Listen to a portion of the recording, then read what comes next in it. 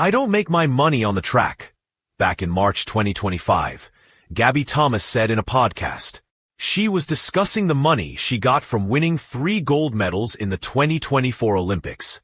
For a gold medal in the US, you get paid $37,000, she said. The reaction from a host. That's it? 37 G's for what could be a lifetime worth of work? No, absolutely. The money was extremely low for any track and field athlete who puts their whole life into that one medal. Fans were disappointed back then.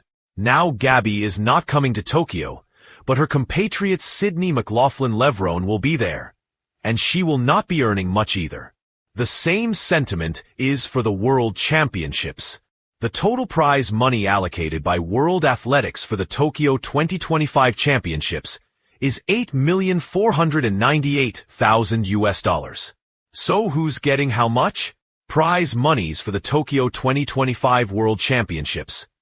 Eyes caption track and Field Gazette to a tweet made today. So who's getting how much?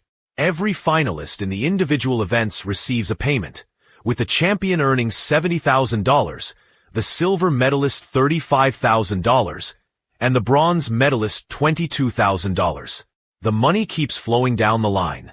4th place collects $16,000, 5th takes $11,000, 6th earns $7,000, 7th gets $6,000, and even 8th pockets $5,000. The relay team also gets its share.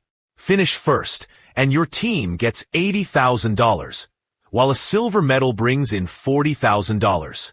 As for bronze, it's $20,000.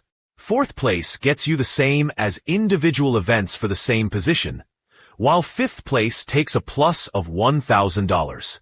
The 6th place will earn you $8,000, while finishing 7th will result in a $6,000 payout.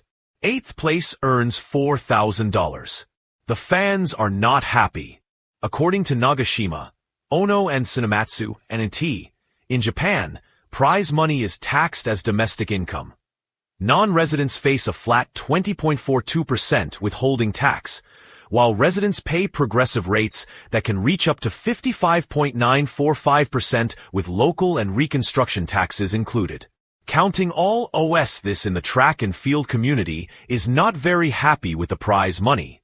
Fans disappointed over Sydney McLaughlin-Levrone and others' prize money. A user said, extremely low for the best in the world. Athletes deserve to be compensated much better. The $70,000, which might sound like a lot, but when you factor in years of full-time training, coaching, travel, medical support, and living expenses, it often barely covers the costs. Another fan pointed out, just realize now that track and field athletes earn small, compared to other sports including golf and tennis. No debates here. In 2021, the average earnings for a PGA Tour player were approximately $1.48 million. Another user brought tennis into the discussion, writing, after a week of watching the US Open, I'm baffled by the prize money in track and field.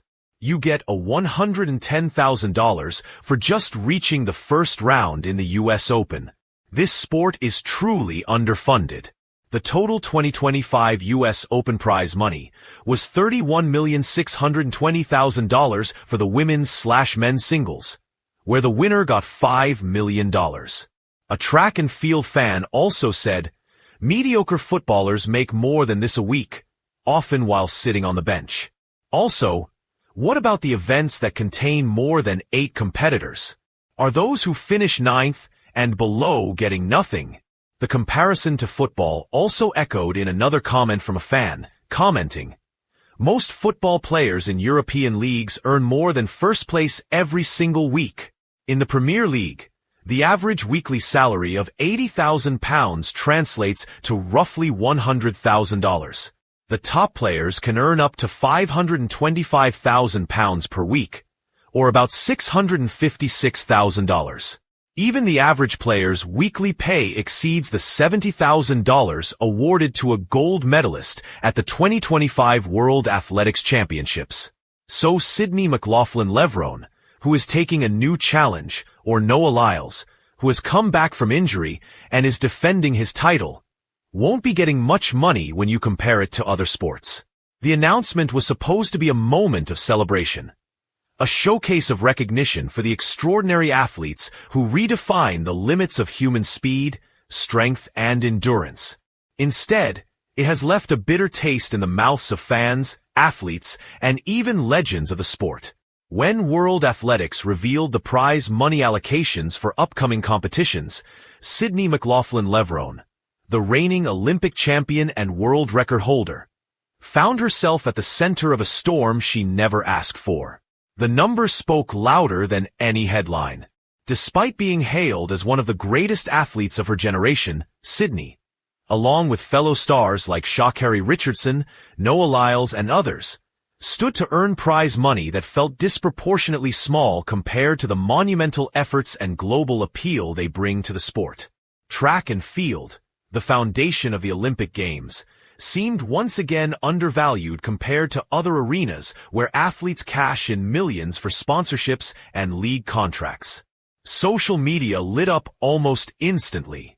Fans called it shameful, arguing that the governing bodies were quick to celebrate athletes when they shattered world records, but slow to back up those celebrations with meaningful financial rewards. Sydney's name trended not because of her unmatched hurdles technique or her ability to glide across the track with unshakable calm, but because the community recognized how poorly she and her peers were being compensated.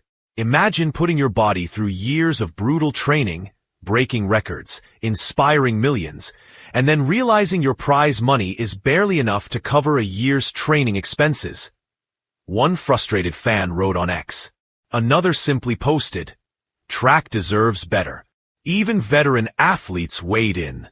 Some shared their own experiences of struggling financially while competing at the highest level.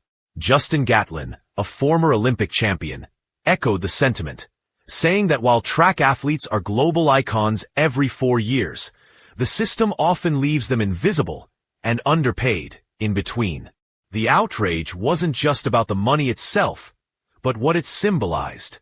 For many, it was a reflection of the larger problem: track and field's inability to fully capitalize on its superstars. McLaughlin-Levrone, with her poise, elegance, and talent, is tailor-made for global stardom. Yet she and others still face a financial ceiling far lower than stars in basketball, tennis, or even swimming. Still, amidst the anger, there was also resilience. Sydney herself, ever composed, chose her words carefully when asked. She didn't lash out, but hinted that athletes deserve more than applause. They deserve investment. Her subtle strength spoke volumes, amplifying the collective voice of the track community without needing to ignite flames herself. The announcement may have been a misstep, but the uproar it caused could become a catalyst. For too long, track athletes have carried the weight of tradition without the reward of modern recognition. Now, with fans united and stars like McLaughlin-Levrone at the forefront, the message is clear: applause is not enough. Respect must be shown not just in medals and records, but in paychecks too. What do you think? Is the money justified? Thank you for watching. Please don't forget to hit the subscribe button, like and share. Till next time.